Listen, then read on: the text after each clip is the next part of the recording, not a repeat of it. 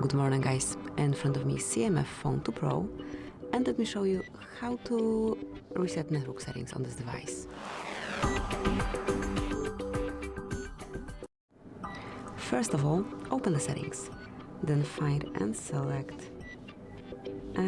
system right here, go to reset options and mark reset mobile network settings.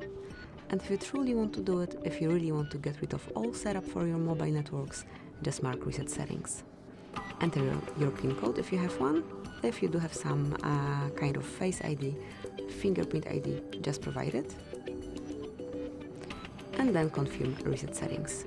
And that's it. As you can see, network settings have been reset. So this is it. Thank you for watching. Please subscribe our channel and leave a thumbs up.